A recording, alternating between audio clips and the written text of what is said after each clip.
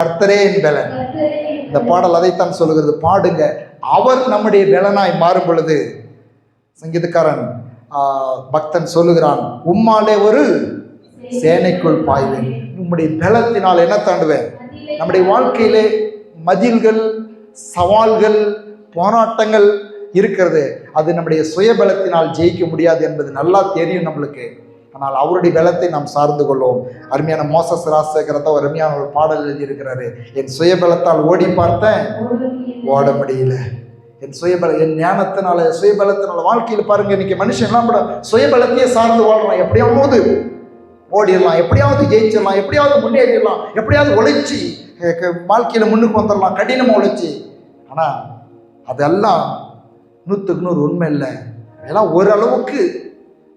ஓரளவுக்கு ஒத்துக்கொள்ளலாம். ஆனால் 100க்கு 100 ஒத்துக்கொள்ளுகிறது என்ன என்று சொன்னால், அவர் பலத்தால் ஓடும் பொழுது எல்லாமே வெற்றி தான், எல்லாமே ஜெயந்தான். ஓடிடலாம், முடிச்சிடலாம். பவுல் சொல்றான், நல்ல போராட்டத்தை போராடினேன், விசுவாசத்தை காத்துக்கொண்டேன். ஹல்லேலூயா. யார் பலத்துல? இயேசு தருகிற பலத்தில் இந்த பாடலை பாடுவோம். குடும்பனால் எழுந்தின்று கூட இந்த பாடலை பாடலாம். மிக அற்புதமான ஒரு பாடல். பாடும் பொழுதே கிறிஸ்துவின் பலனும் கிறிஸ்துவின் துணையும் ஹல்லேலூயா நமக்கு உண்டாகும் என்று சொல்லி இந்த வார்த்தையில், இந்த பாடல் வரிகளில் இருக்கிறது. என் பலனாக கிறிஸ்து இருப்பதினால் எந்த பயமும் எனக்கு இல்லையே, என் வலப்பக்கத்தில் அவர் துணை நிற்பதால் நான் ஜெயம் பெற்று எழுப்பிடுவேன். ஆமென். ஹல்லேலூயா. சந்தோஷமாய் கரங்களை தட்டி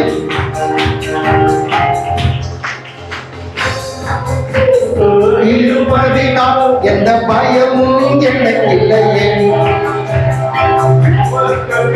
அவர் துணை நிற்பதால் நான் ஜெயம் பெற்று எழுப்பிடுவேன். என் பலனாக கிறிஸ்து இருப்பதினால் எந்த பயமும் எனக்கு இல்லையே, என் வலப்பக்கத்தில் அவர் துணை நிற்பதால் நான் ஜெயம் பெற்று எழுப்பிடுவேன்.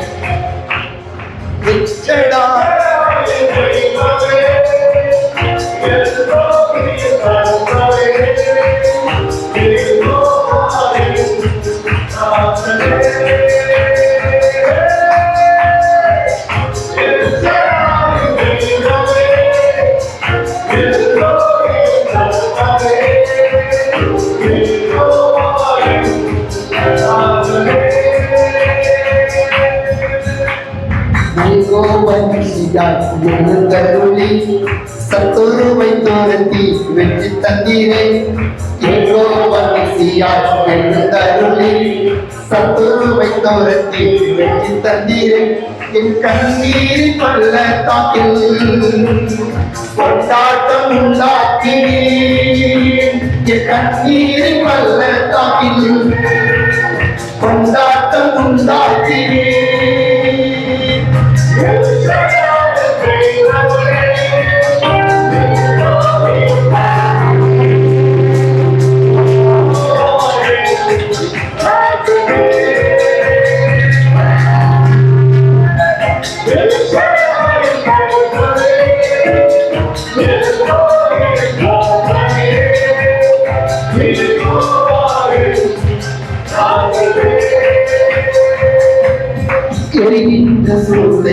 எரியப்பட்டும் எரியாமல் புகையாமல் காப்பாற்றினி. சொல்லுங்க. எரிகின்ற சோலைக்கும் எரியப்பட்டும் எரியாமல் புகையாமல் காப்பாற்றினி. கர்த்தரே தெய்வம் என்று கைதட்டி கொண்டாடும்,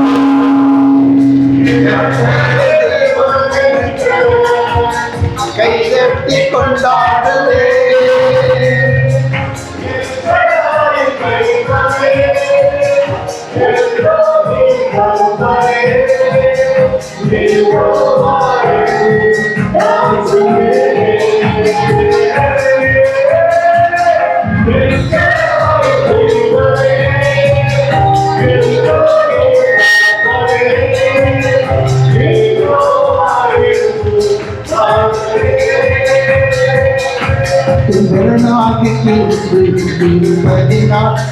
பயமும் எனக்கு இல்லையே, என் வலப்பக்கத்தில் அவர் துணை நிற்பதால் நான் ஜெயம் பெற்று எழுப்பிடுவேன்.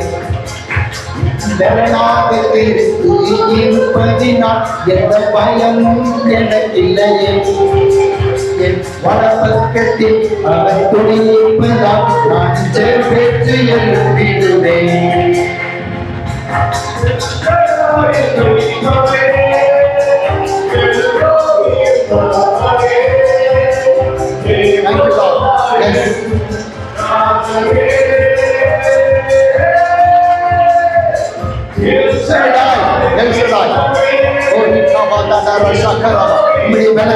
ஒவ்வொருவரையும் நிரப்பட்டும் இயேசுவின் நாமத்தில்.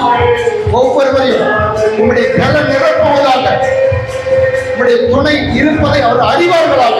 இயேசுவின் நாமத்தில் வாழ்க்கையின் எல்லா பகுதிகளிலும் நீ உதவி செய்கிறீர், துணை செய்கிறீர், பலப்படுத்துகிறீர் என்பதை ஒவ்வொருவரும் உணரட்டும். இயேசுவின் நாமத்தில் கர்த்தருடைய பலன் ஒவ்வொருவரையும் நிரப்புவதாக.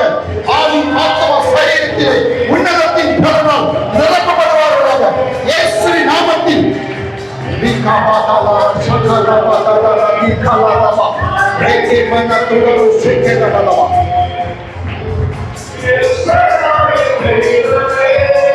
சொல்லுங்க ஆமென்.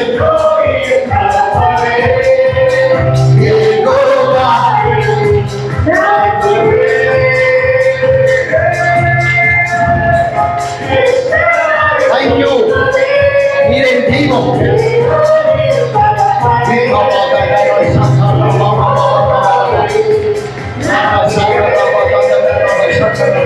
ஒவ்வொருவரும்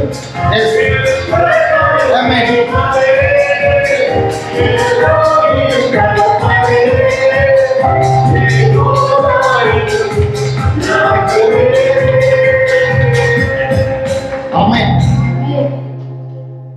ஹல்லேலூயா. உட்காருவோம். அவர் என் பலன். இயேசு என் பலன், இயேசு என் பலன், இயேசு என் பலன். இயேசு பலனா இருந்தாக்கா, சின்ன வயசுல நாங்க ஒரு பாடல் தெரியும். ஒரு பாடலில் நான் பாடல் ஞாபகம் வருது எனக்கு. என்ன பாடல்னாக்கா, என் பலன் போதாது, என்னால் எதுவுமே முடியாது. சிலருக்கு தெரியும் நினைக்கிறேன் நான். என் பலன் போதாது, என்னால் எதுவுமே முடியாது அப்படின்னு பாடிட்டு அத்தட்ட ஒரு வாட்டி பாடு. உன் பலன் எனக்கு இருந்தால் உலகமே தாங்காது. ஆமென்.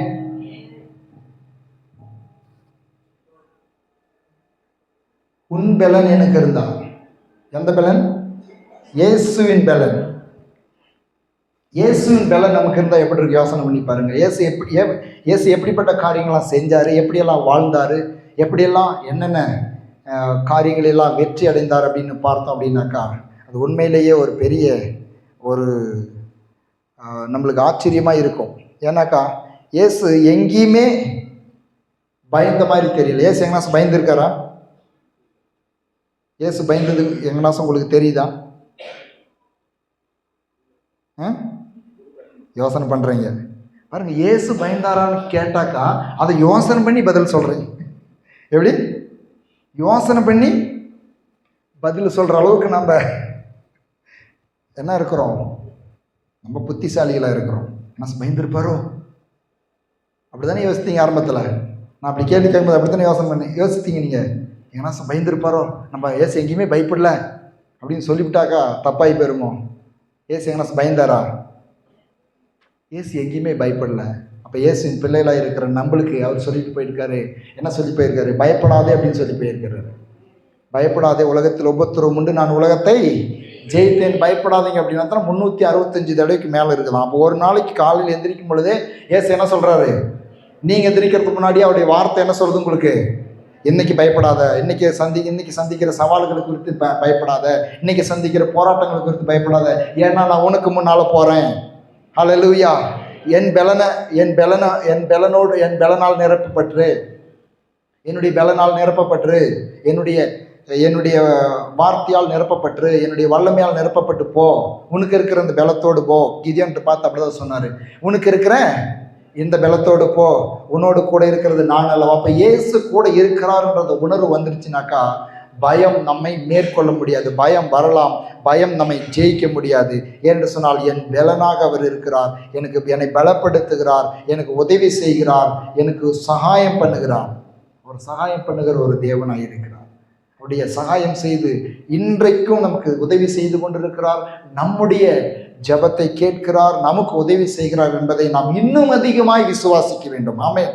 ஏன் சோர்வு வருது? ஏன் வாழ்க்கையில் ஆவிக்குறி வாழ்க்கையாக இருந்தாலும் சரீர வாழ்க்கையாக இருந்தாலும் சோர்ந்து போகிறோம், களைத்து போகிறோம்? வேதனைகள் அவைகளெல்லாம் ஏன் ஜெயிக்குதுனாக்கா, இயேசு இன்றைக்கும் எனக்கு பலனாய் இருக்கிறார், இன்றைக்கும் எனக்கு உதவி செய்கிறார் அப்படின்றதான அந்த சத்தியம், அந்த அறிவு நமக்கு குறைந்து இருக்கிறதுனால தான் உலகத்தின் காரியங்கள் நம்மை மேற்கொள்ளுகிறது, நம்மை ஜெயிக்கிறது, நம்மை சோர்ந்து போக பண்ணுகிறது. தொடர்ந்து ஒரு சோர்வுக்குள்ளும் ஒரு ஒரு குறைவுக்குள்ளும் ஒரு பதற்றத்துக்குள்ளும் ஒரு ஒரு ஒரு விதமான டென்ஷனுக்குள்ளும் இந்த உலகம் நம்மை வாழ வைக்கிறது. அப்படி வாழ வேண்டிய அவசியமில்லை. கிறிஸ்துவின் பலனால் நிரப்பப்பட்டு அவருடைய உதவியை பெற்றுக்கொண்டு சமாதானமாய் சந்தோஷமாய் போராட்டங்கள் இருந்தாலும் அவைகள் மத்தியிலே கூட மகிழ்ச்சியாய் மனரமையாய் வாழ தேவன் உங்களையும் என்னையும் அழைத்திருக்கிறார். ஆமென். இந்த உலகம் பாருங்க எவ்வளவு வேகமா ஓடிட்டு இருக்குது. தேவனுடைய உதவியை எப்படி யூஸ் பண்ணிக்கிறாங்க அப்படின்னு சொன்னாக்கா, எனக்கு தேவைப்பட்டால் தேவனுடைய உதவியை நான் வாங்கிக்கிறேன். அப்படி தான் இந்த உலகம் எப்படின்னா, எனக்கு தேவைப்பட்டால் தேவனுடைய உதவி வாங்கிக்கிறேன். நான் எனக்கு கஷ்டம்னா கடவுள்கிட்ட போகிறேன். ஆஸ்பத்திரியில் போய் டாக்டரை பார்க்குற மாதிரி எப்பயும் டாக்டர்கிட்ட நம்ம போயிட்டே இருக்க மாட்டோம். எப்பயும் நம்ம டாக்டர் போகிறோம், எப்பயும் டாக்டரோட தொடர்பு வச்சுட்டு இருக்கிறவங்க யாராக இருக்கிறீங்களா? எப்பயும் டாக்டரோட தொடர்பு வச்சுட்டே இருக்க மாட்டோம். ஏன் அப்படின்னாக்கா, நம்மளுக்கு தேவைப்பட்டால், எனக்கு தலைவலி வந்துச்சுனாக்கா, கை கால் வலி வந்துச்சுனாக்கா, வியாதி வந்துச்சுனாக்கா டாக்டர் போய் தொடர்பு கொண்டு அவர்கிட்ட ஆலோசனையோ மருந்து மாத்திரைகளோ வாங்கிக்குவேன். ஆனால் தேவன்கிட்ட அப்படிப்பட்டதான ஒரு உறவோடு வருகிறதை தேவன் விரும்பலை. ஏன் தெரியுமா? என்னுடைய குடும்பம், என்னுடைய மனைவி, என்னுடைய பிள்ளைங்க, என்னுடைய வேலை, என்னுடைய வருமானம் இல்லவே இல்லைங்க. என்னுடையதுன்னு எதுவுமே இல்லை, எல்லாம் இயேசுவினுடையது. ஆமென். அதனால தான் அப்போஸ்தலன் பவுல் சொல்றார், வாழ்வது கிறிஸ்துவே என்னில் வாழுகிறார். இந்த மென்டாலிட்டி வந்துச்சுனாக்கா வாழ்க்கையில் எதுக்காக நான் வேலை செய்கிறேன், எதுக்காக உழைக்கிறேன், எதுக்காக சம்பாதிக்கிறேன், எதுக்காக ஓடுறேன் அப்படின்ற அந்த மென்டாலிட்டியை நம்ம மாற்றிக்க வேண்டியவர்கள். கிறிஸ்துவர்கள் எப்படி மாறணும்னாக்கா, இயேசுக்காக வாழ்கிறேன். ஆமென்.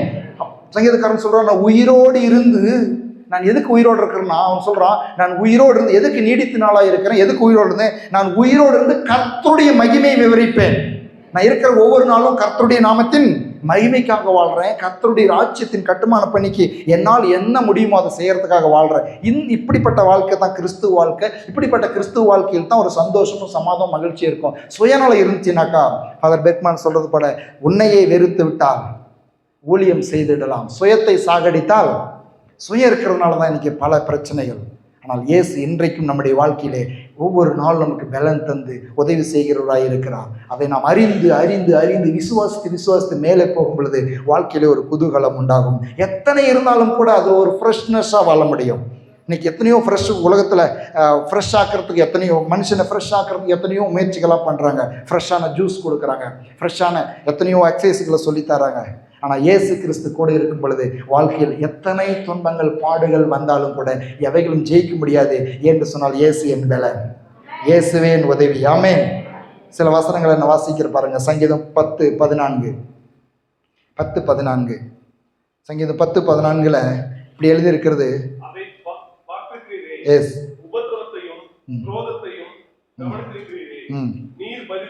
எஸ்,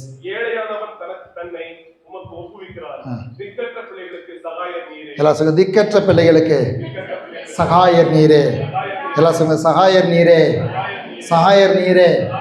காலையில் எந்திரிக்கிறோன்னு வச்சுக்கோங்க. காலையில் எந்திரிக்கிற நேரத்தில் எந்திரிக்கும் பொழுது, ஆண்டவரே இன்னைக்கு எனக்கு சகாயம் நீங்கள் தான், எனக்கு உதவி நீங்கள் தான் அப்படின்னு சொல்லி அவர்கிட்ட நம்முடைய வாழ்க்கையை ஒப்பு கொடுத்துட்டா உதவி செய்வாரா செய்ய மாட்டாரா? அவர் நிச்சயமாக செய்வார். ஆமென்.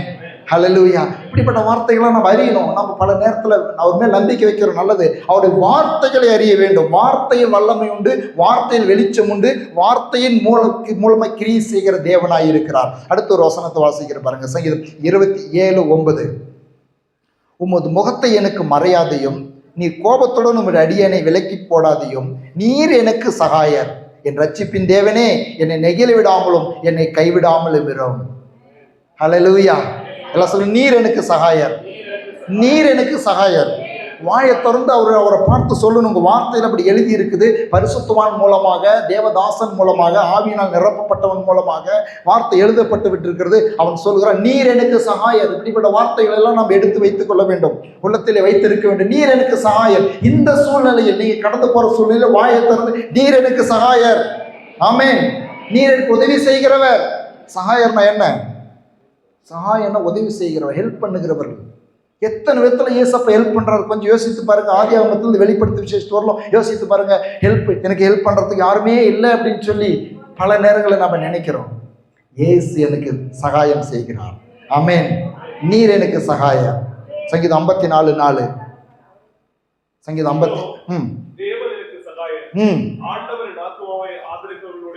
எப்படி சொல்றாங்க? தேவன் எனக்கு சகாயம். இந்த சங்கீதக்காரனுடைய இந்த புஸ்தகத்தை நீங்கள் வாசித்தீங்க அப்படின்னாக்கா, சங்கீத புஸ்தகங்களை கேட்டு பாருங்கள், வாசித்து பாருங்கள். ஆடியோ பைபிளை உங்களை ஒவ்வொருத்திட்டு கொடுத்துருக்குறேன். ஆடியோ பைபிள் எல்லாத்துக்கிட்டே இருக்குதா? யாரெல்லாம் ஆடியோ பைபிள் ஒவ்வொரு நாளும் யூஸ் பண்ணுறீங்க வீட்டில்? எங்கெங்க ஆடியோ பைபிள் கேட்கறதுக்கு, ஜெபம் பண்ணுறதுக்கு, பைபிள் படிக்கிறது எங்கே டைம் இருக்குது இல்லையா? அவ்வளோ ஒரு பிஸி. அவ்வளோ ஒரு பிஸி. வேலை பண்ணணும், சம்பாதிக்கணும், பிள்ளைங்களை காப்பாற்றணும், கடனை கட்டணும், வட்டி கட்டணும், அது பண்ணணும், திருமணம் பண்ணணும், என்னென்ன பண்ண அவ்வளோ பிஸியாக போயிட்டு இருக்கிறேன். ஆடியோ பைபிள் படிக்கிறதுக்கோ, ஜெபம் பண்ணுறதுக்கோ, கர்த்தரோட உருவத்துக்கோ நேரமே இல்லை. அங்கே தாங்க நம்ம வாழ்க்கையின் தோல்வியே இருக்குது. யோசித்து பாருங்க. நம்ம எதில் நம்மளுடைய வெற்றி இருக்குது நம்மளுக்கு தெரியல, எதில் நம்மளுடைய ஜெயம் இருக்குதுன்னு தெரியல.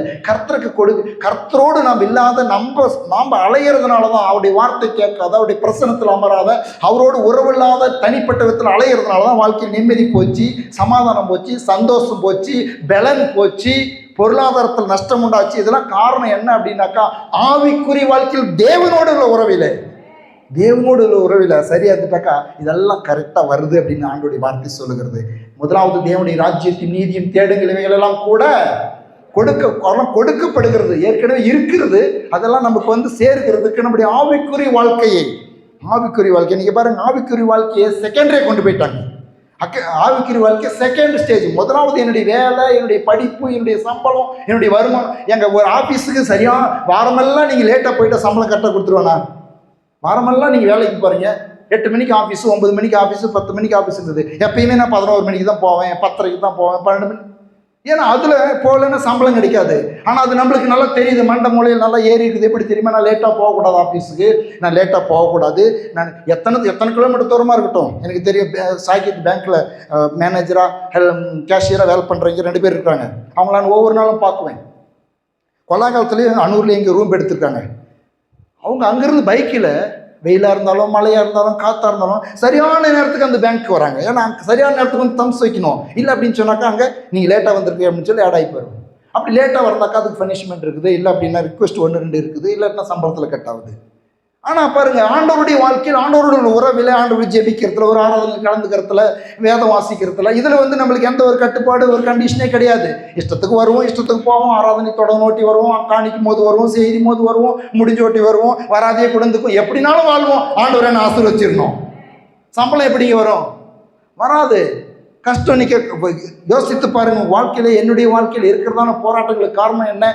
சில குறைகளுக்கு காரணம் என்ன? உண்மையான நிம்மதி இல்லாத குறைபாடுகளுக்கு கிறிஸ்துவ பிள்ளைகளுக்கு நான் சொல்லுகிறேன், ஆவிக்குரிய பிள்ளைகளுக்கு நான் பேசுகிறேன். இப்படிப்பட்ட காரணம் என்னன்னா, தேவனோட உறவில் அதில் ஒரு சின்சியர், ஒரு ஜவாப்தாரி, ஒரு ரெஸ்பான்சிபிலிட்டி, ஒரு ஆவல், ஒரு ஆசை, ஒரு இன்ட்ரெஸ்ட், ஒரு அணுகுமுறை, ஒரு தாகம், அதெல்லாம் நம்மளுக்கு குறைந்து போனதுனால மற்ற காரியங்களில் என்ன ஆகுதுனாக்கா, அவருடைய உதவியை நம்மால் போதுமான அளவுக்கு பார்க்க முடியாமல் தவித்து நிற்கிறோம். ஆனால் இன்றைக்கும் அவர் உதவி செய்கிறவராக இருக்கிறார். எபிரேயர் 13:6 சொல்லுகிறது பாருங்க.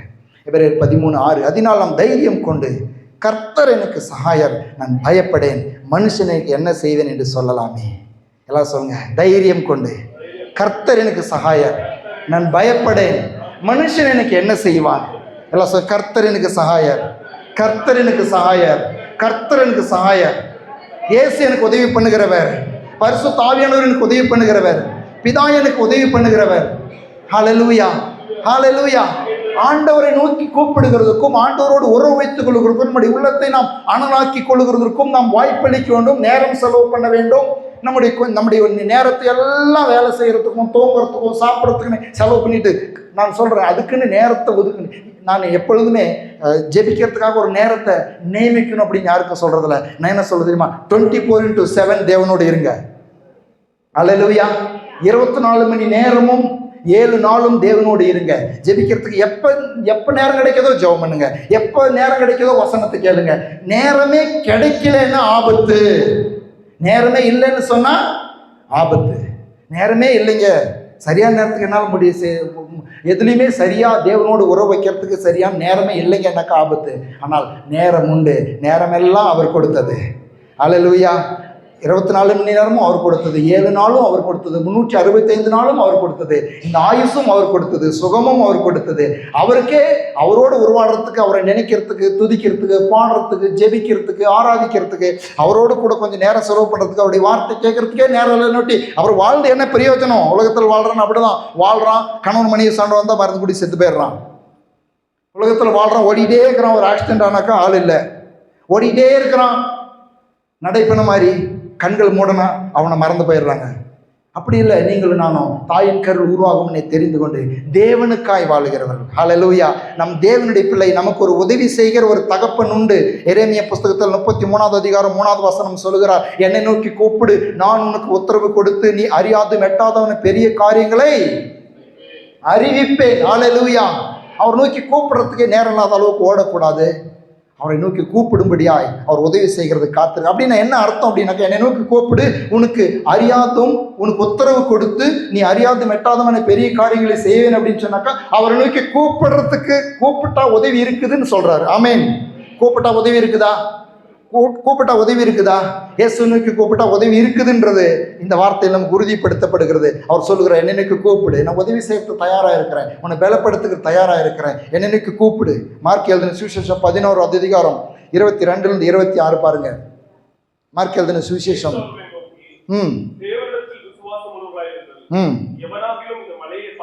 எஸ்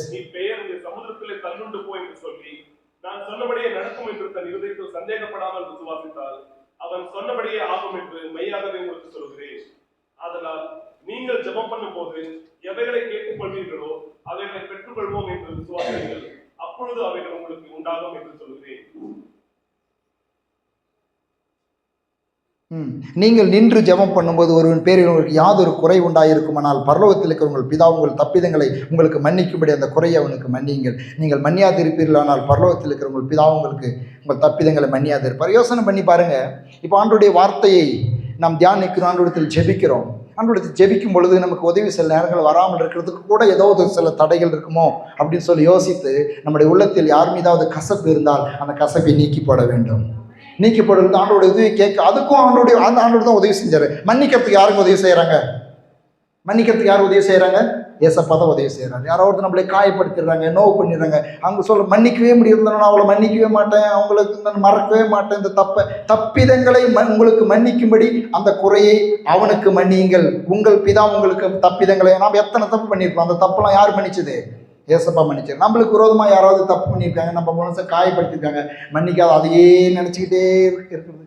அதனால தான் ஃபாதர் பெர்க்மன்ஸ் பாடுறாரு, எதை குறித்தும் கலக்கம் இல்லப்பா, எல்லாருக்காகவும் நன்றி சொல்லுவே, யார் மேலும் கசப்பு இல்லப்பா, எல்லாருக்காகவும் மன்றாடுவேன், எதை குறித்தும் கலக்கம் இல்லப்பா, எல்லாவற்றுக்காகவும் நன்றி சொல்லுவேன், யார் மேலும் கசப்பு இல்லப்பா,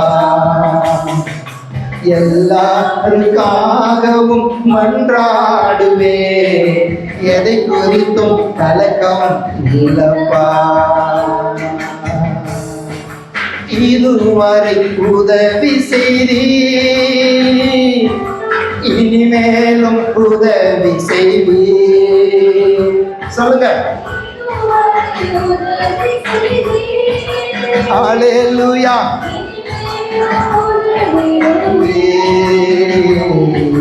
இனிமேலும் உதவி செய்வி,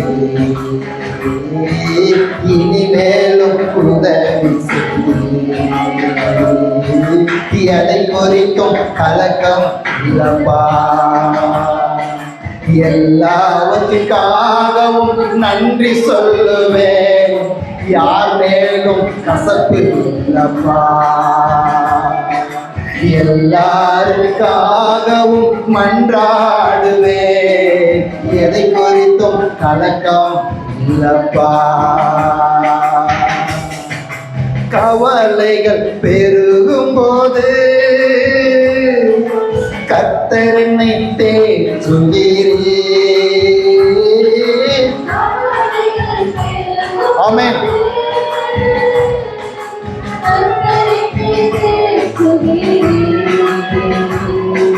கவலைகள் பெருகும் போதே சொல்லுங்க, ஹல்லேலூயா, நீர் தேற்றுகிறீர். வலப்பக்கத்தில் இருப்பதே நான் அசைக்கப்படுவதில்லை. அறிக்கை பண்ணுங்க, வலப்பக்கத்தில் இருப்பதே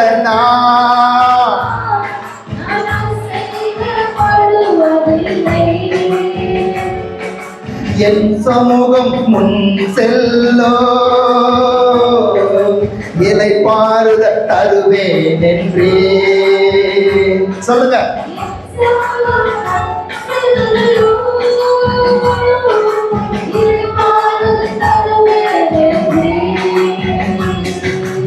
எனக்காய் யுத்தம் செய்வீர், யாவையுமே செய்து முடிப்பீர். ஹல்லேலூயா.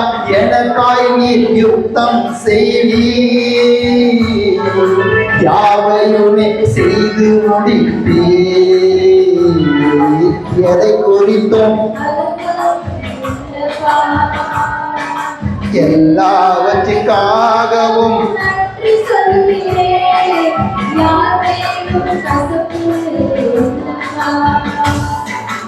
எல்லாருக்காகவும் மன்றாடுவேன், எதை குறித்தும் கலக்கம் இல்லப்பா. ஹல்லேலூயா. எதை குறித்தும் கலங்குறீங்களா? கவலைப்படுறீங்களா? இங்கிலீஷில் சொன்னா தான் நல்லா புரியும். Don't worry.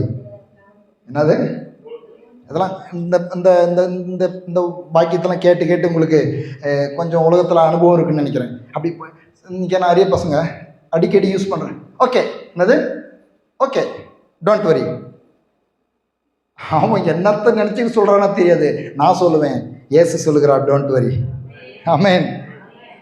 பிலிப்பியர் புஸ்தகத்தில் பாருங்கள், நீங்கள் ஒன்றுக்கும் 4வது அதிகாரம் 6வது வசனத்திலிருந்து வாசிக்கிறேன். நீங்கள் ஒன்றுக்கும் கவலைப்படாமல் எல்லாவற்றை குறித்து உங்கள் விண்ணப்பங்களையும் ஸ்தோத்திரத்தோடு கூடிய ஜபத்தினால் வேண்டுதினாலும் தேவனுக்கு தெரியப்படுத்துங்கள். அப்பொழுது எல்லா புத்திக்கு மேலான தேவ சமாதானம் உங்கள் இருதயங்களையும் சிந்தைகளையும் கிறிஸ்து இயேசுக்குள்ளாக காத்துக்கொள்ளும். கடைசியாக சகோதரர், உண்மையுள்ள விளைவுகளோ, ஒழுக்கமுள்ள விளைவுகளோ, நீதியுள்ள விளைவுகளோ, கற்புள்ள விளைவுகளோ, அன்புள்ள விளைவுகளோ, நற்கீர்த்தியுள்ள விளைவுகளோ, புண்ணியம் எதுவோ, புகழ் எதுவோ அவைகளையே சிந்தித்து கொண்டிருங்கள். அப்போ நம்முடைய சிந்தனை ரொம்ப முக்கியம்.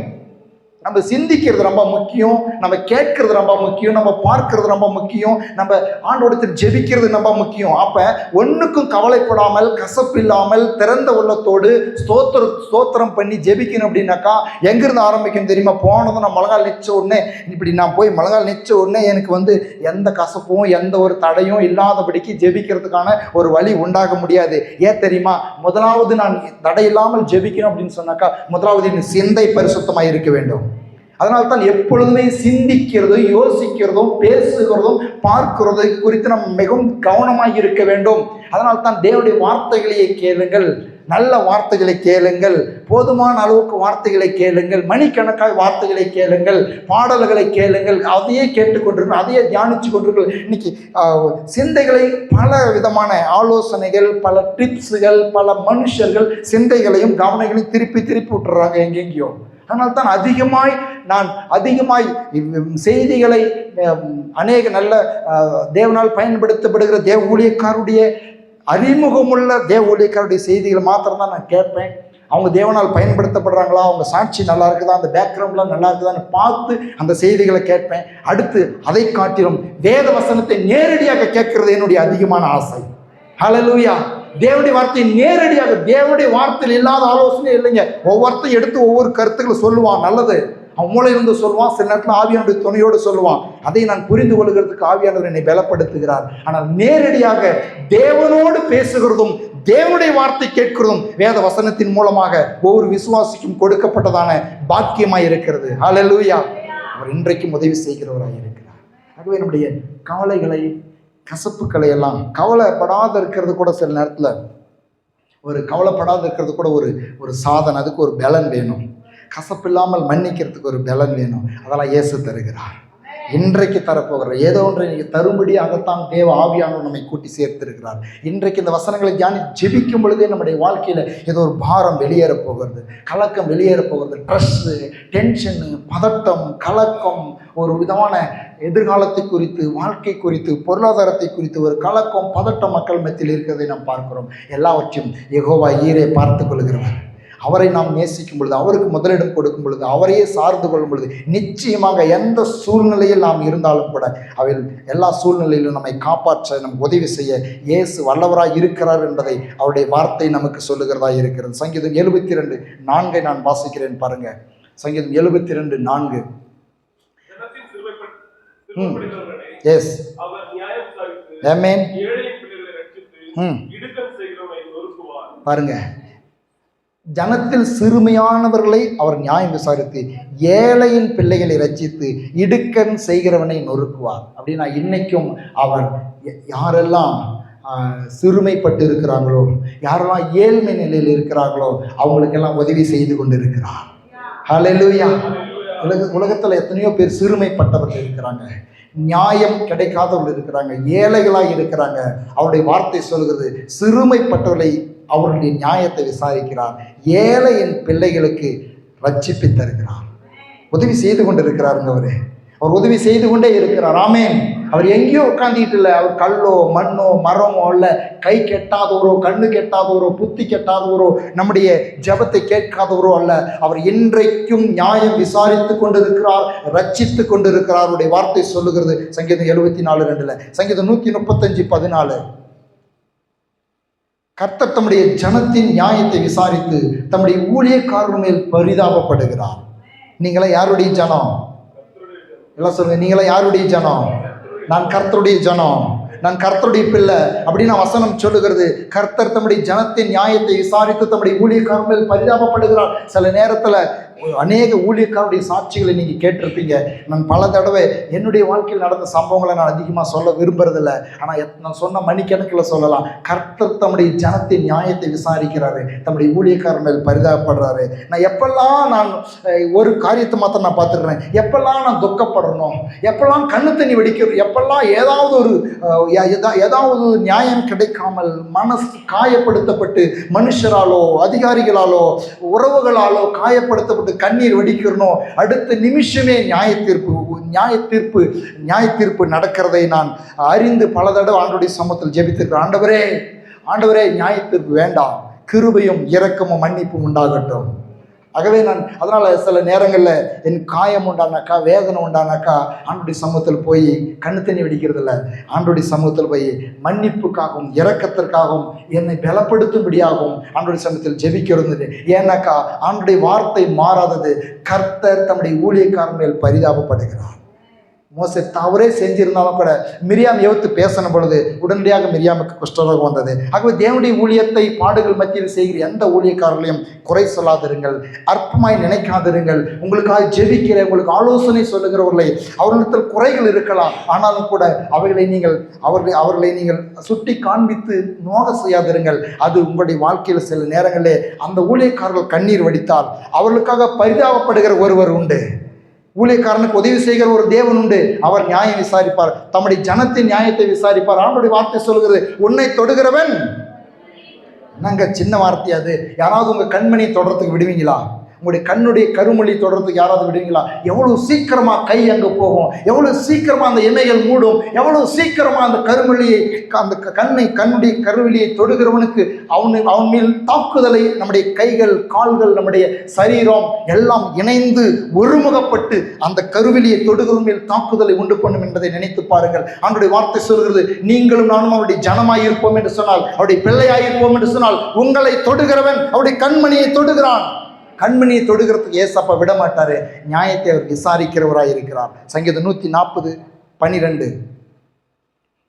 சிறுமையானவன்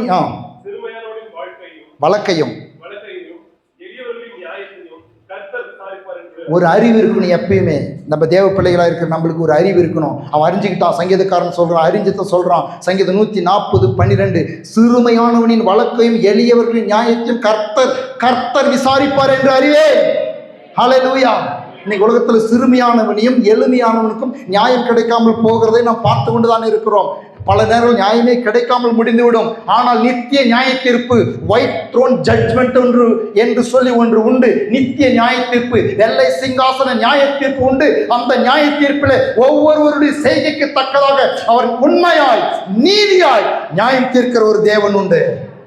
இந்த உலகத்திலேயே நியாய தீர்ப்பு நம்ம பார்க்கலாம். தேவ பிள்ளைகளுக்கு விரோதமாக எழும்பும் பொழுது நியாய தீர்ப்பை நம்ம பார்க்க முடியும். ஆனால் கிருபையும் இரக்கமும் தொடர்கிறதுனால நியாய தீர்ப்பு தாமதித்தாலும் கூட நித்திய நியாய தீர்ப்பு, வெள்ளை சிங்காசன் நியாய தீர்ப்பில் யாருமே தப்பிக்க முடியாது. ஃபர்ஸ்ட் மோச ராஜசேகர் அதனால தான் அவர் பாடல், அருமையான ஒரு பாடலை அந்த சூழ்நிலை எழுதினார். அவன் முட்டி போட்டு ஜெபிச்சான்னாக்கா முதுகு காட்டி ஓடிடுவேன். கிறிஸ்தவனை டிஸ்டர்ப் பண்ணாத, அவனை அசால்ட்டா.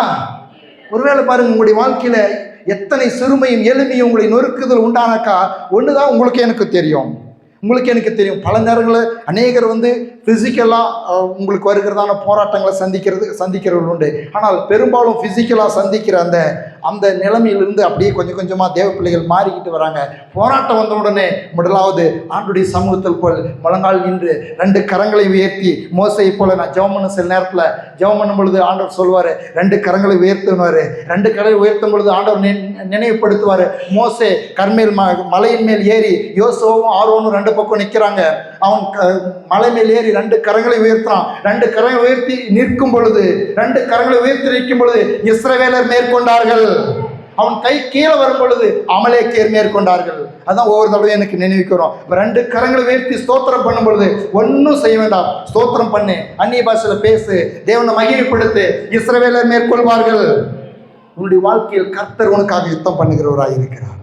அதான் இங்கே சொல்லுகிறது, கர்த்தர் உனக்காக யுத்தம் பண்ணுவார் அப்படின்றது தான். அவர் உங்களை விசாரிக்கிறார். அவர் எபிரேயர் 2:6 ஒரு இடத்தில் அவர் ஒரு சாட்சியாக மனுஷனை நினைக்கிறதுக்கும் மனுஷகுமாரனை நீ விசாரிக்கிறதுக்கும் அவன் ஏமாத்திறான்.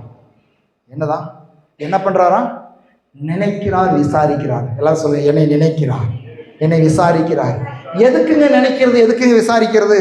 இப்போ நம்முடைய உறவுகள் சொந்த பந்தங்கள்லாம் இருக்கிறாங்கன்னு வச்சுக்காங்க. பல நேரத்தில் நினைப்பாங்க, சில நேரத்தில் விசாரிப்பாங்க. சிலர்லாம் விசாரிக்கும் பொழுதே தெரிஞ்சு போயிடும் எதுக்கு விசாரிக்கிறாங்க, எதுக்கு ஃபோன் பண்ணுறாங்க அப்படின்னு. எதுக்கு ஃபோன் பண்ணாங்க தெரியுமா? ஏதாவது தேவை இருந்தாக்கா பாருங்க, பிரதர் சொல்லிட்டாரு.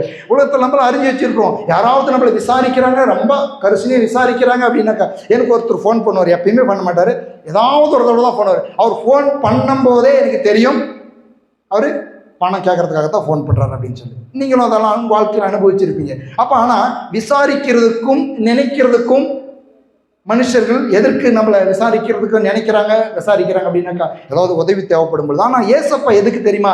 உதவி செய்கிறதற்காக நினைக்கிறார், விசாரிக்கிறார். ஹல்லேலூயா. சகாயம் பண்ணுகிறதுக்கு. என் மகன் சிறுமைப்பட்டு எளிமைப்பட்டு நொறுக்கப்பட்டு கொண்டு இருக்கிறாங்க. எங்க? பார்வோனுடைய அடிமைத்தனத்தில் இஸ்ரவேல் மக்கள் நொறுக்கப்பட்டு இருக்காங்க.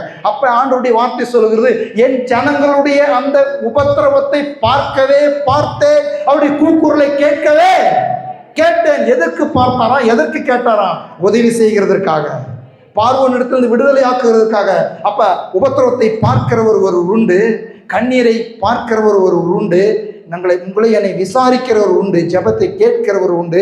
1 பேதுரு 5:7 அதைத்தான் சொல்லுகிறது. என்ன சொல்லுகிறது?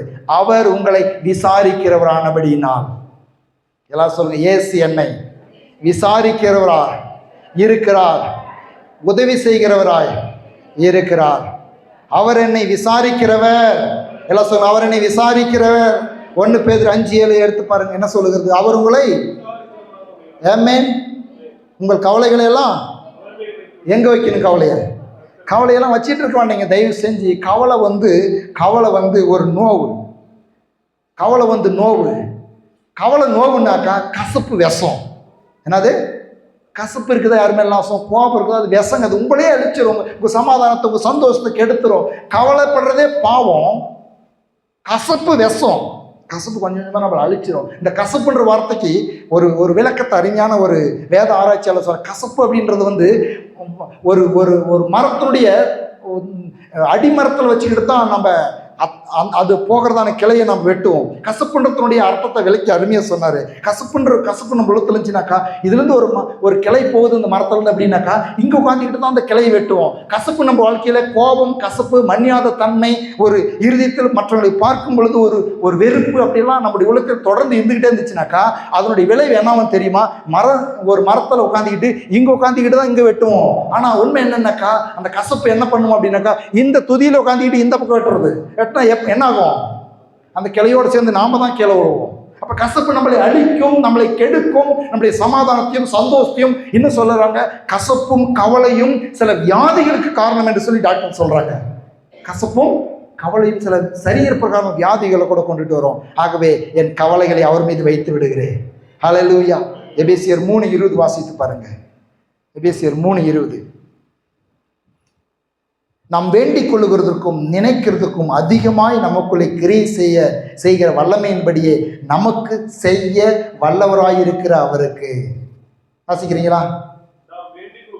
எல்லாம் சொல்ல, நாம் வேண்டிக் கொள்ளுகிறதற்கும் நினைக்கிறதற்கும் மிகவும் அதிகமாய் நமக்குள்ளே கிரியை செய்கிற வல்லமையின்படியே நமக்கு செய்ய வல்லவராயிருக்கிற அவருக்கு. எல்லாம் சொல்லுங்க, எனக்கு செய்ய, உதவி செய்ய, துணை செய்ய, நன்மை செய்ய வல்லவர் ஒருவர் இருக்கிறார். எனக்கு சகாயம் செய்கிற ஒருவர் இருக்கிறார். அவர் நான் வேண்டுகிறதற்கும் நினைக்கிறதற்கும் அதிகமாகவே செய்து கொண்டிருக்கிறார், செய்தார், இனியும் செய்வார் என்று அவருடைய வார்த்தையின் அடிப்படையிலே அவரை நம்புகிறேன். ஹல்லேலூயா. அப்படி வார்த்தையின் அடிப்படையில் நம்புகிறேன். பாருங்க, சாலமோன் ஒரு சில சம்பவத்தை நான் காண்பித்து கொடுக்க விரும்புகிறேன். சாலமோனின் புஸ்தகத்துக்கு போவோம். சாலமோனை பற்றி பார்க்கலாம். 2 நாளாகமும் 1வது அதிகாரம் 8-13. 2 நாளாகமும் 1வது அதிகாரம் 8-13 எடுத்துக்கொள்ளுங்க. நான் வாசிக்கிறேன். 2 நாளாகமும் 1வது அதிகாரம் 8-13 வரலும் வாசிக்கிறேன். சாலமோன் தேவனை நோக்கி, தேவரீர் என் தகப்பனாகிய தாவீதுக்கு பெரிய கிருபை செய்து என்னை அவன் ஸ்தானத்தில் ராஜாவாக்கினீர். இப்போதும் தேவனாகிய கர்த்தாவே, நீர் என் தகப்பனாகிய தாவீதின் அருளின வாக்குத்தத்தம் உறுதிப்படுவதாக. தேவரீர் பூமியின் தூளத்தனையாய் ஏராளமான ஜனத்தின் மேல் என்னை ராஜாவாக்கினீர். இப்போதும் நான் இந்த ஜனத்திற்கு முன்பதாக போக்கும் வருத்தமாய் இருக்க ஞானத்தையும் அறிவையும் எனக்கு தந்தருளும். ஏராளமாயிருக்கிறது உம்முடைய ஜனத்தையும் நியாயம் விசாரிக்கத்தக்கவன் யார் என்றான். அப்பொழுது தேவன் சாலமோனை நோக்கி, இந்த விருப்பம் உன் இருதயத்தில் இருந்தபடினால் நீ ஐஸ்வர்யத்தையும் சம்பத்தையும் கனத்தையும் உன் பகைஞரின் பிராணனையும் நீடித்த ஆயுசையும் கேளாமல் நான் உன்னை அரசாள பண்ணின என் ஜனத்தை நியாயம் விசாரிக்கிறதுக்கு ஞானத்தையும் விவேகத்தையும் நீ கேட்டபடினால் ஞானமும் விவேகமும் தந்திருக்கிறதும் இல்லாமல் உனக்கு முன் இருந்த ராஜாக்களுக்காகிலும் உனக்கு பின் இருக்கும் ராஜாக்களுக்காகிலும் இல்லாத ஐஸ்வர்யத்தையும் சம்பத்தையும் கனத்தையும் உனக்கு தருவேன் என்றார். இப்படி சாலமோன் கிபியோனிலே இருக்கிற மேட்டிற்கு போய் ஆசரிப்பு கூடாரத்தின் சந்நிதியில் இருந்து எருசலேமுக்கு வந்து இஸ்ரவேலை அரசாண்டான். இப்போ சாலமோனுடைய வாழ்க்கையில ஒரு ஜெபம் பண்றான். என்ன ஜெபம் பண்றான்? அவன் என்ன ஜெபிக்கிறான் அப்படின்னாக்கா, ஆண்டவரே, உங்க ஊழியம் பண்றதுக்கு, உங்க ஜனங்களுக்கு சேவை செய்யறதுக்கு, ஊழியம் பண்றதுக்கு, அவங்களை விசாரிக்கிறதுக்கு, அவங்களுக்கு ஆலோசனை சொல்றதுக்கு எனக்கு என்ன வேணும்? எப்பொழுதுமே ஜெபம் பண்ணும் பொழுது எது கர்த்தருடைய நாமத்துக்கு மகிமையை கொண்டு வரக்கூடியதை ஜெபிக்கும் பொழுது அதில் தேவன் பிரியப்படுகிறார். இன்னைக்கு ஜெபமெல்லாம் எப்படி சுயநலமாகிவிட்டது. ஆண்டவரே, எனக்கு தாரும், எனக்கு தாரும், எனக்கு தாரும், எனக்கு தாரும். சுயநலமான ஜெபமா இருக்கிறதுனால தான் எத்தனையோ வருடங்களுக்கு முன்னதாகவே உண்மையாகவே சொல்லணும் அப்படின்னாக்கா, ரொம்ப கடன் இருந்துச்சு, கொஞ்சம் வட்டியெல்லாம் கட்டிட்டு இருந்தா. அப்படிப்பட்ட வறுமையில் இருந்த சூழ்நிலையில ஒரு நாள் நான் ஜெபித்து கொண்டிருக்கும் பொழுது எனக்குள்ள ஆவியானவர் இப்படி ஒரு உணர்த்தினார். ஆயுசு ஐஸ்வர்யா ஆரோக்கியா எழுதி வச்சிருந்தேன். அதை பேப்பர் இங்கே காணும், அப்படி எழுதினேன். அது ஆவியானவர் சொல்லும் பொழுது எழுதினேன். ஆயுசு ஐஸ்வர்யா ஆரோக்கியா, ஆயுசு ஐஸ்வர்யா ஆரோக்கியா ಅನುಗ್ರಹಿಸಿದರೆ ಮಾಡುವೆ ನಿನ್ನ ಸೇವೆಯನ್ನು ಜೀವಮಾನವೆಲ್ಲ. அப்போ அப்படின்னு அன்னைக்கு அந்த விண்ணப்பத்தை ஏறெடுக்கிற சூழ்நிலையில போடுறதுக்கு துணி இல்லை, சாப்பிட்றதுக்கு நல்ல உணவு கிடையாது, ஒரு துணியை ஒரு வாரமெல்லாம் போடணும், காசு போதுமான அளவு இல்லை, சரியான ஒரு ஒரு ஒரு ஒரு நிலையான ஒரு ஸ்திரமான போதுமான ஒரு சமாதானம் இல்லை, குறைவின் மத்தியில் வாழ்ந்து கொண்டு இருக்கும் பொழுது என்னத்துக்காக அப்படி ஜெபிக்க வச்சார தெரியாது. ஆயுசு ஐஸ்வர்யா ஆரோக்கியா ನೀಡಿದರೆ ಅನುಗ್ರಹಿಸಿದರೆ அந்த வார்த்தைகள் பாருங்க அப்படியே மனசில் பதிஞ்சிருக்குது. ஆயுசு ஆரோக்கிய ஐஸ்வர்யா, ಆಯುಸ್ಸು ಆರೋಗ್ಯ ಐಶ್ವರ್ಯ ಅನುಗ್ರಹಿಸಿದರೆ ಮಾಡುವೆ ನಿನ್ನ ಸೇವೆಯನ್ನು ಜೀವಮಾನವೆಲ್ಲ ಆಸಕ್ತಿಯಿಂದ, ಅದು ஆசக்திಯಿಂದ அப்படின்ற வார்த்தையை பயன்படுத்தியிருந்தேன். அப்போ அதுக்கு அவருக்கு அப்படி ஆண்டவருடைய நாமத்தின் மகிமைக்காக நீர் தந்தால், யாக்கோபோடு தான் ஜெபம் பண்ணுறான், நீங்கள் கொடுத்தாக்கா உங்களுக்கு நான் தருவேன். சாலமோன் உங்க ஜனங்கத்தை நீங்க கொடுத்த ஊழியத்தை செய்யறது எனக்கு ஞானம் வேண்டும்னு கேட்கிறான். ஆண்டவருக்கு எவ்வளவு பிரியமா இருக்கு பாருங்க. அவர் சொல்றாரு, நீ பணத்தை கேட்கல, நீ கணத்தை கேட்கல, எதிரியினுடைய பிராணனை கேட்கல, எனக்கு தீர்காயுசு கொடுங்கன்னு கேட்கல, என்னுடைய ஊழியத்தை செய்யணும், நான் கொடுத்திருக்கிற ஜனங்களை நல்ல விதமா சிறப்பா கர்த்தருடைய வழியை நடத்தும்னு சொல்லி ஞானத்தை கேட்டாலையா, இந்த எல்லாம் போனஸா கூட எடுத்துக்கா. ஆமென். ஆகவே தேவநாம மகிமை அடையும்படியாய் நாம் ஜெபிக்கும் பொழுது நமக்கு பாருங்க, அவன் கேட்டதுக்கு மேலாக எல்லாம் வேண்டுவதற்கும் நினைப்பதற்கும் மேலாக ஜெபமே நம்முடைய வாழ்க்கை, ஜெபமே வித்தியாசமாய் மாறிவிடுகிறது. ஜெபமே கர்த்தருடைய நாமத்தை மகிமைப்படுத்துகிற ஒரு ஜெபமாய் மாறும் பொழுது அற்புதமான பதில்கள் உண்டாகிறதை உங்கள் வாழ்க்கையிலே, என் வாழ்க்கையிலே நாம் பார்க்க முடியும். உங்களுடைய இன்னொரு சகோதரி பாருங்க, ஜெபிக்கிறாங்க, அவர் கொடுக்கறதுக்கு எவ்வளோ ஆவலாக இருக்கிறாருன்னு சொல்லி. சில ஜெபங்கள் நமக்கு தாமதமாக இருக்கிறது, சில ஜெபங்கள் நம்மளுக்கு பதில் கிடைக்காமல் போகிறது. ஆனால் இப்படிப்பட்டவருடைய ஜெபங்களெல்லாம் எப்படி பதில் கிடைக்கிறது என்னாக்கா, இதில் இருக்கிற ஒரு சத்தியத்தை நான் பார்க்கிறேன், இதில் இருக்கிற ஒரு சாரத்தை நான் பார்க்கிறேன். இவர்களுக்கு அது கிடைத்தால் கர்த்தரை மகிமைப்படுத்தணும்னு சொல்லி ஒரே டார்கெட்டாக இருக்கிறாங்க.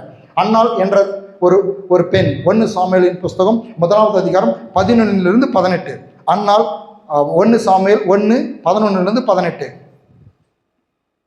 அவள் கர்த்தருடைய சந்நிதியில் வெகு நேரம் விண்ணப்பம் பண்ணுகிற போது ஏலி அவள் வாயை கவனித்துக் கொண்டிருந்தான். ஆனால் தன் இருதயத்தில் பேசினால் அவளுடைய உதடுகள் மாத்திரம் அசைந்தது, அவள் சத்தமோ கேட்கப்படவில்லை. ஆகையால் அவள் வெறித்திருக்கிறாள் என்று ஏலி நினைத்து அவளை நோக்கி, நீ எதுவரைக்கும் வெறித்திருப்பாய், உன் குடியை என்னை விட்டு விலக்கு என்றான். அதற்கு அன்னாள் பிரதியுத்தரமாக, அப்படியல்ல என் ஆண்டவனே, நான் மனக்லேசமுள்ள ஸ்திரீ, நான் திராட்சரசமாகிலும் மதுவாகிலும் குடிக்கவில்லை. நான் கர்த்தருடைய சந்நிதியில் என் இருதயத்தை ஊற்றிவிட்டேன். உமது அடியாளின் பேலியாளாக மகளாக எண்ணாதையும் மிகுதியான விசாரத்தினாலும் கிளேசத்தினாலும் இன்னொரு வரைக்கும் விண்ணப்பம் பண்ணினேன் என்றால். அதற்கு ஏலி சமாதானத்தோட போ, நீ இஸ்ரவேலின் தேவனிடத்தில் கேட்ட விண்ணப்பத்தின்படியே உனக்கு கட்டளிடுவாராக என்றான். அப்பொழுது அவள், உம்முடைய அடியாளுக்கு உம்முடைய கண்களில் தயை கிடைக்க கடவுது என்றாள்.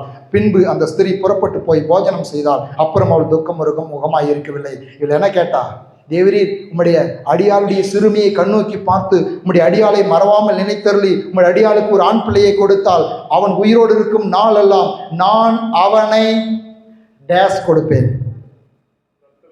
ஆமென். என்னங்க இது ஜெபம், என்ன விண்ணப்பம்? உமக்கு கொடுப்பேன், உங்க நாமத்தை மகிமைப்படுத்துவேன், நீங்க கொடுத்தா உங்களுக்கு தருவேன். அந்த ஜெபத்துக்கு எப்படி பதில் வருது பாருங்க. சாலமோன் உங்க ஜெபம் அப்படின்னு சொல்றான், இவன் சொல்றான், நீ கொடுத்தா உமக்கு ஒப்பு கொடுப்பேன், உமக்கு ஒப்பு கொடுப்பேன், நல்ல வருமானத்தை கொடுத்தா உமக்கு தருவேன், ஆரோக்கியத்தை கொடுத்தா உமக்காய் வாழ்வேன், சந்தோஷத்தை கொடுத்தா உமக்காய் சந்தோஷப்படுவேன், உமக்கு ஒப்பு கொடுப்பேன், அவனை கர்த்தருக்கு ஒப்பு கொடுப்பேன், அவன் தலையின் மேல் சவரன் கத்தி படுவதில்லை. ஹல்லேலூயா. அண்ணாவுடைய ஜெபத்தை கேட்டாரா? அவள் ஜெபிச்சுட்டு, அப்ப இன்னைக்கு என்ன தெரியுமா பிரச்சனை? இன்னைக்கு நம்முடைய வாழ்க்கையில் இருக்கிற பிரச்சனை மற்றவர்கள் அல்ல, இவருடைய பிரச்சனை கணவன் அல்ல. கணவன்கிட்ட எனக்கு குழந்தை இல்லை, கணவன் நேசிக்கிறான், எவ்வளவு நேசித்தாலும் இவருக்கு திருப்தி இல்லை. ஏன்னா இவருடைய வாழ்க்கையில் ஒரு குறை, சமாதானம் இல்லை, நிறைவு இல்லை, ஒரு பிள்ளை பாக்கியம் இல்லை, எவ்வளவு நேசித்தாலும் திருப்தி அடைய மாட்டான். உண்மை என்னன்னாக்கா, இன்னைக்கு மனுஷனாக நம்முடைய வாழ்க்கையில் இருக்கிற பிரச்சனை மற்றவர்கள், கணவன் அல்ல எனக்கு பிரச்சனை, மனைவி அல்ல எனக்கு பிரச்சனை, என் பிள்ளைகள் அல்ல எனக்கு பிரச்சனை, என் ஊழியக்காரர் எனக்கு பிரச்சனை, என் சக விசுவாசிகள் எனக்கு பிரச்சனை, சபையல்ல பிரச்சனை, பக்கத்து வீட்டுக்காரர்கள் பிரச்சனை என்னுடையதாக இருக்கிறது. ஆமென். பிரச்சனை நான் ஏற்றுக்கொள்ள வேண்டும். பிரச்சனைக்கு காரணம் நான், எனக்கு குழந்தை பாக்கியம் இல்லாததற்கு நான் தான் காரணம். ஆகவே என்னுடைய சமூகத்தை என்னுடைய உள்ளத்தை ஆண்டுடைய சமூகத்தில் ஊற்றுகிறேன். அப்ப அண்ணால் புரிந்து கொண்டால், இன்னைக்கு பிரச்சனைக்கு காரணம் என் கணவன் அல்ல. கணவன்கிட்ட போய் குழந்தை கேட்டா கொடுக்க முடியாது, மற்றவங்க கிட்ட போய் கேட்டா கொடுக்க முடியாது. என் பிரச்சனைக்கு நான் காரணம் என்று எப்பொழுது நாம் ஒத்துக்கொள்கிறோமோ அப்பொழுது நம்முடைய இருதயத்தை, அவள் சொல்ற, அவருடைய இருதயத்தை எங்க கொண்டு போய் ஊற்றினாலா? என் இருதயத்தை கர்த்தருடைய சந்நிதியில், என் இருதயத்தை கர்த்தருடைய சந்நிதியில் இருதயத்தை ஊற்ற பழக்கத்தை ஏற்படுத்திக் கொள்வோம். ஊற்றுங்கனாக்கா இன்னும் அதிகமாக ஊற்றுங்க. ஆண்டுடைய சமூகத்தில் போய் அழுங்க, ஆண்டுடைய சமூகத்தில் போய் ஜெபிங்க. பிரச்சனைக்கு காரணத்தை, ஆண்டவரே என் குடும்பத்தில் இருக்கிற பிரச்சனைக்கு நான் தான் காரணம், என் குடும்பத்தில் சமாதானம் கட்டுறதுக்கு நான் தான் காரணம், என் வருமானம் குறைப்பட்டிருக்கிறதுக்கு நான் தான் காரணம், என் பிள்ளைகளுடைய பிரச்சனைக்கு நான் தான் காரணம், என்னுடைய பாவத்தை மன்னிங்க, என் குறைகளை மன்னிங்க, எனக்கு நீங்க உதவி செய்யுங்க, உங்க நாமத்தை மகிமைப்படுத்துவேன். ஹல்லேலூயா. அப்படி ஜெபிக்கும் பொழுது இருதயத்தை ஊற்றி விட்டாலாம், ஊற்றும் பொழுது உடனடியாக பதில் கிடைக்கிறது. ஏலி சொல்லுகிறான், சமாதானத்தை அடைப்போம். ஆமென். ஒன்றுக்கும் களைப்படாமல் எல்லாவற்றையும் குறித்து ஸ்தோத்திரத்தோடு கூடி ஜெபத்தினால் வேண்டுதலுக்கு தெரியப்படுத்துங்கள். அப்பொழுது எல்லா புத்திக்கு மேலான தேவனுடைய சமாதானங்கள் சிந்தையும் இருதயத்தையும் ஆட்கொள்ளும் என்றது எவ்வளவு உண்மை. ஏலி சமாதானத்தோடு போன்றா, அதே மாதிரி சமாதானத்தோடு போறா. பின்பு அவள் துக்க முகமாய், ஆமென், ஹல்லேலூயா, எப்படி செவி கொடுக்கிறார்? மத்தேயு எழுதின சுவிசேஷம் 7வது அதிகாரம் 7-11. மத்தேயு எழுதின சுவிசேஷம் 7வது அதிகாரம் 7-11. கேளுங்கள் அப்பொழுது உங்களுக்கு கொடுக்கப்படும்.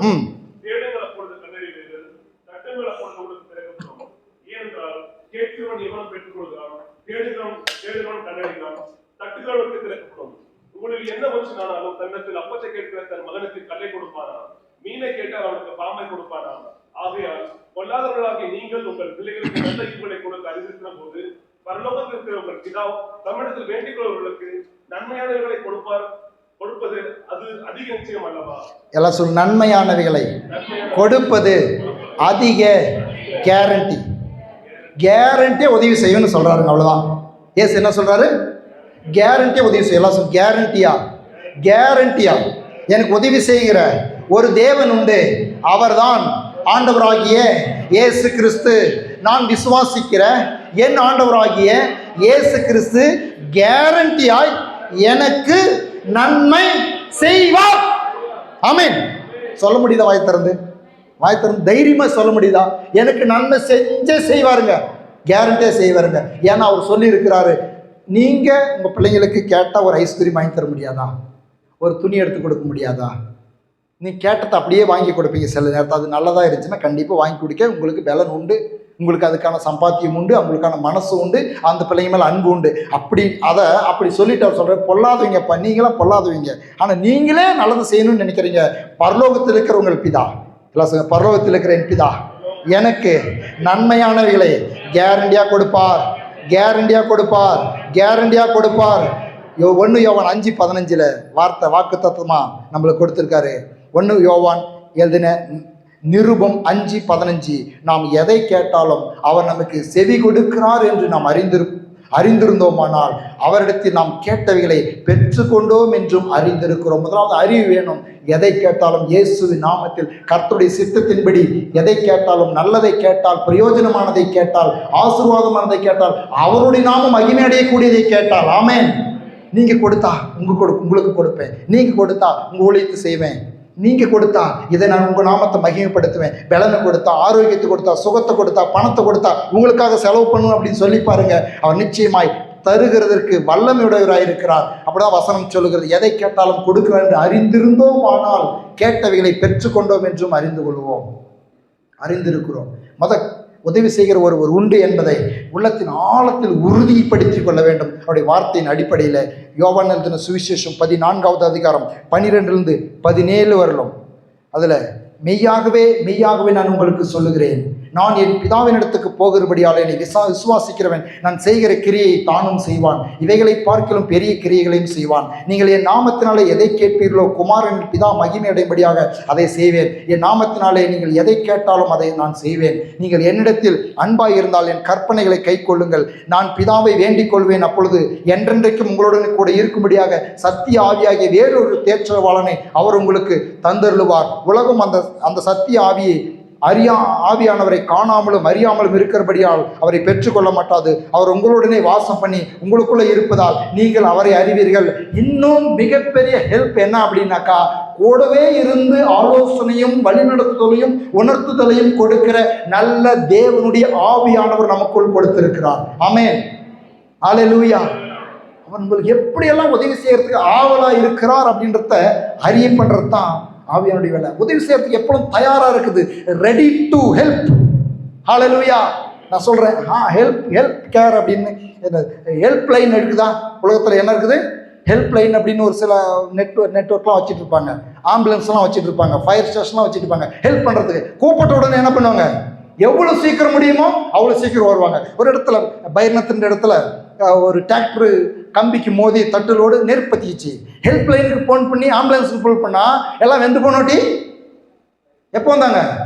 எல்லாம் வெந்து அக்கம் பக்கம் இருக்கிறவங்களாம் தண்ணி ஊற்றி டிராக்டரையோ அதை கொஞ்சம் காப்பாற்றிட்டாங்கல்ல, அப்புறம் வந்துச்சு ஹெல்ப் லைன். எப்போ வந்துச்சு? ஆனால் இந்த ஹெல்ப் லைன் எப்படி? இந்த ஹெல்ப் லைன் என்னை நோக்கி கூப்பிடு, அப்பயே உடனடியாக பதில். ஆமென், ஹல்லேலூயா. அப்போ உடனடியாக பதில் உதவி செய்கிறவர். நம்மை ஆபத்தில் என்னை நோக்கி கூப்பிடு. ஆமென். ஹல்லேலூயா. ஆபத்தில் அனுகூலமான துணை, என் கால்கள் சறுக்குகிறது என்று சொல்லும் பொழுது நம்முடைய கிருபை என்னை தாங்குகிறது. யோவான் 14 மார்க் எழுதின சுவிசேஷம் 10வது அதிகாரம் 42 46. மார்க் எழுதின சுவிசேஷம் 10வது அதிகாரம் 46 52 வரலும் வாசிக்கிற பாருங்க. பின்பு அவர் எரிக்கோவுக்கு வந்தார்கள். அவருடைய சீஷர்களும் திரளான ஜனங்களும் எரிக்கோவை விட்டு புறப்பட்டு போகிற போது தீமேயுவின் மகனாகிய பர்த்திமே என்கிறவர் கூட வழியருகே உட்கார்ந்து பிச்சை கேட்டுக் கொண்டிருந்தான். அவன் நசரேயனாகிய இயேசு வருகிறார் என்று கேள்விப்பட்டு, இயேசுவே தாவீதின் குமாரனே எனக்கு ஏன் இறங்கும் என்று கூப்பிடத் தொடங்கினான். அவன் பேசாதிருக்கும்படி அநேகர் அவனை அதட்டினார்கள். அவனோ தாவீதின் குமாரனே எனக்கு இறங்கும் என்று முன்னிலும் அதிகமாய் கூப்பிட்டான். இந்த வார்த்தை எல்லாரும் சொல்லுவோம். முன்னிலும் அதிகமாய், முன்னிலும் அதிகமாய், முன்னிலும் அதிகமாய் கூப்பிட்டான்.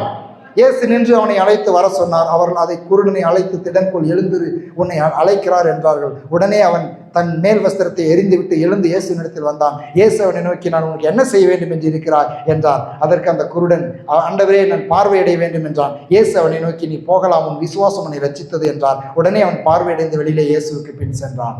அப்போ பாருங்க, உதவி செய்யறதுக்கு ரெடியா இருக்கிறாரு. என்ன பண்றாரு? சகாயம் பண்றதுக்கு ரெடியா நிற்கிறார். ரெடியா இருக்குது. அப்படியே வல்லமை புறப்படுறதுக்கு ரெடியா இருக்குது. அவர்கிட்ட எப்படி இருக்குது வல்லமை? அப்படியே புறப்படுறதுக்கு ரெடியா இருக்குது. டச், ஒரு ஆடையை தொட்ட உடனே என்னாச்சு? ஆடையை பெரும்பாடுள்ள ஸ்திரீ தொட்ட உடனே என்ன வந்துச்சு? ஹெல்ப் வந்துருச்சு. அவருடைய பெரும்பாடு நின்று போயிட்டு. அப்ப ரெடியா இருக்குது. நல்லா புரிஞ்சுக்காங்க. இயேசு உதவி செய்கிறதுக்கு ரெடியா இருக்கிறார். பரிசுத்த ஆவியானவர் உதவி செய்கிறதுக்கு ரெடியா இருக்கிறார். ஹெல்ப் பண்றதுக்கு ஆவியானவர் ரெடியா இருக்கிறார். பிதா ரெடியா இருக்கிறார். ஆனால் ஒரு காரியத்தை புரிந்து கொள்ள வேண்டும். எங்களுடைய பிரச்சனை என்னது என்று ஒத்துக்கொள்ள வேண்டும். கசப்பை நீக்க வேண்டும். கசப்பை நீக்குவதற்கு உதவி பலனை தேவனிடத்தில் பெற்றுக்கொள்ள வேண்டும். அது அடுத்த ஒரு காரியத்தை நான் சொல்ல விரும்புகிறேன். முன்னிலும் அதிகமாய், நீ ரட்சிக்கப்பட்ட நாளிலே இருக்கிறதிலும் அதிகமாய், ரட்சிக்கப்பட்ட நாளிலே ஆண்டவரோடு எவ்வளவு தொடர்பு, ஆரம்பத்தில் எவ்வளவு ஜெபித்தாய், எவ்வளவு வேத வாசித்தாய், எவ்வளவு தியானித்தாய், எப்படி ஆராதனையை கலந்து கொண்டாய், எவ்வளவு நேரத்துக்கு ஆராதனைக்கு வந்தாய், எப்படி ஜெபித்தாய், எப்படி கர்த்தருடைய ஊழியத்தில் ஈடுபட்டாயோ அதை காட்டிலும் இன்னும் அதிகமாய்.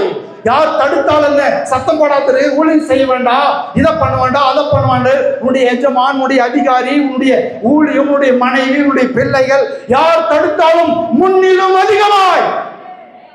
காம்ரா சீக்கிரே தியாந்தரோபோ, முன்னிலும் அதிகமாய். எல்லாம் சொல்ல, முன்னிலும் அதிகமாய், முன்னிலும் அதிகமாய் அவரை நேசிப்பேன், இன்னும் அதிகமாய் நேசிப்பேன், இன்னும் அதிகமாய் கூப்பிடுவேன், இன்னும் அதிகமாய் ஜெபிப்பேன், இன்னும் அதிகமாய் கொடுப்பேன், இன்னும் அதிகமாய் உழைப்பேன், இன்னும் அதிகமாய் ஓடுவேன்.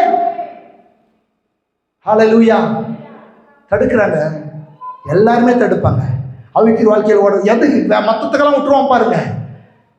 தண்ணி அடிக்க போக விட்டுருவான், சினிமா பார்க்கறதுக்கு போக விட்டுருவான், மனைவி விட்டுருவா, பிள்ளைங்க விட்டுருவாங்க, சொந்த மதம்லாம் விட்டுருவோம், கடைசோத்து விருந்துக்கு போக விட்டுருவோம், கல்யாணத்துக்கு போக விட்டுருவோம், விருந்துக்கு போக விட்டுருவோம், சரியான நேரத்துக்கு அனுப்பிச்சு விட்டுருவாங்க. மனைவி சரியான நேரத்துக்கு ரெடியாக நிற்பாங்க கல்யாணத்துக்கு, பிள்ளைங்க சரியான நேரத்துக்கு ஆயத்தம் நிற்பாங்க விருந்துக்கு.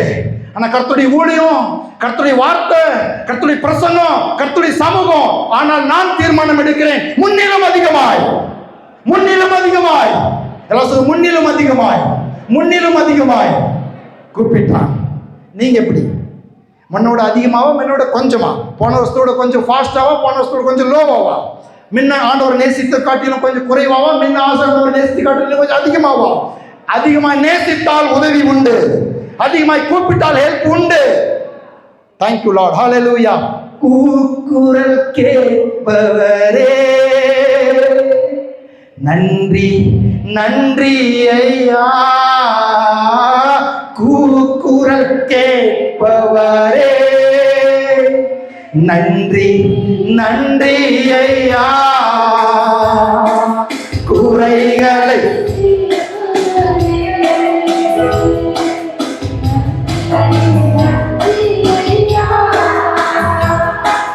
குறைகளை தீர்ப்பவரே ராஷாலா காராதாரோ நன்றி ஐயா.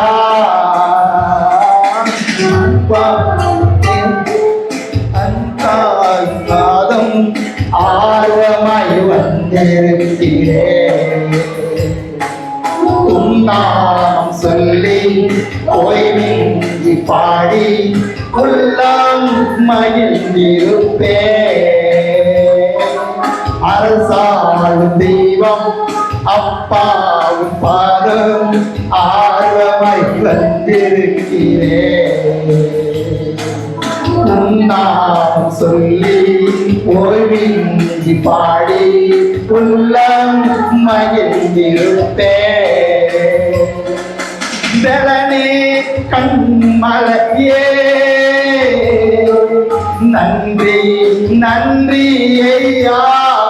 சொல்லுங்க, பெலனே தியாங்கிறோ. ஓ பெரியவரே உயிரே நன்றி நன்றி ஐயா.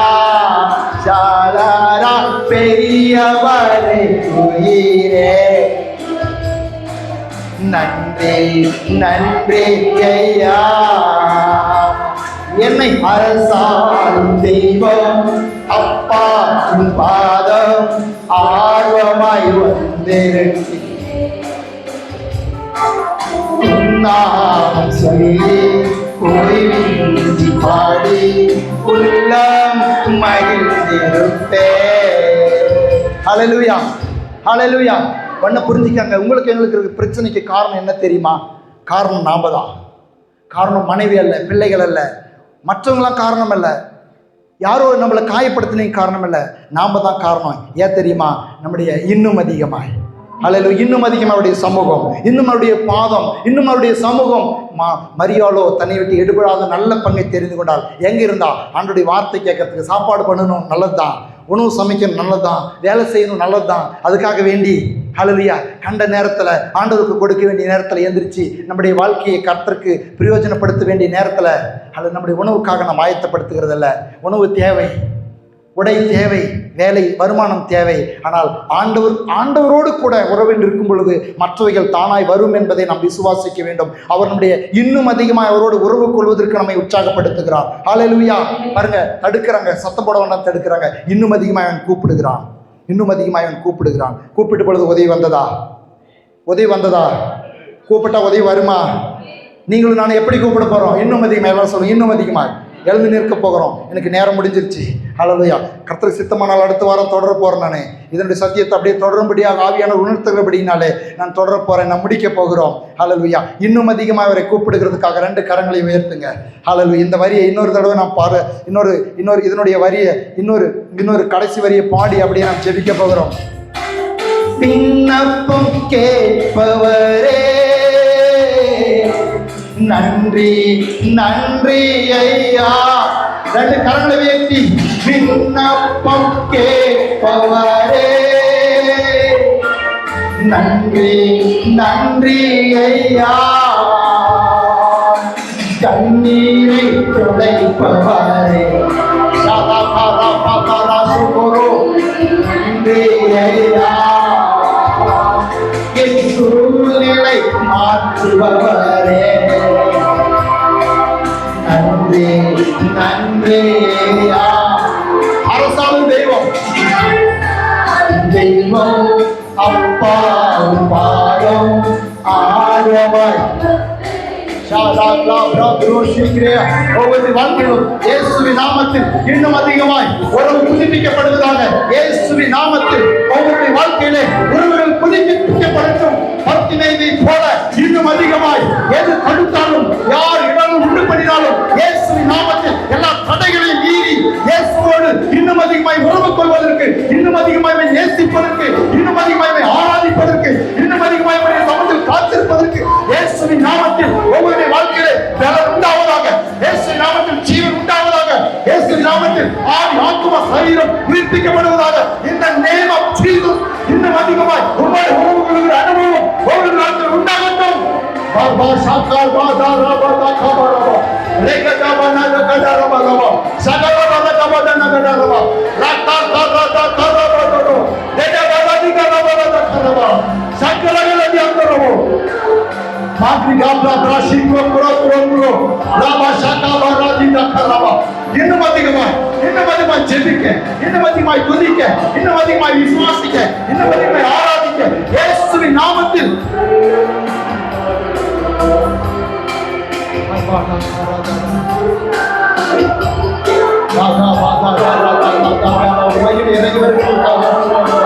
மகிமை கொண்டு அபிஷேகம், உம்முடைய அனல், உம்முடைய உற்சாகம், உம்முடைய உண்மை, உம்முடைய பலன், உம்முடைய உதவி இன்னும் அதிகமாய், இன்னும் அதிகமாய், இன்னும் அதிகமாய் கூப்பிடுகிற ஒவ்வொருடைய வாழ்க்கையிலே, கூப்பிடுகிற ஒவ்வொருடைய வாழ்க்கையிலே ஹல்லேலூயா உதவி கடந்து வருவதாக, உதவி கடந்து வருவதாக. காபாஷிக்லோ ப்ரோ ப்ரோ ப்ரோ ஷிக்லா கரந்தோடா.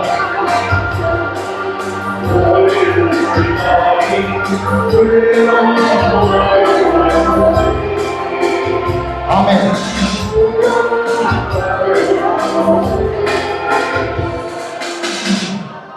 உங்க பிரச்சனை, உங்களுடைய பிரச்சனை மாறாதுக்கிறதுக்கு ஹல்லேலூயா இயேசு காரணம் அல்ல, உறவுகள் காரணம் அல்ல.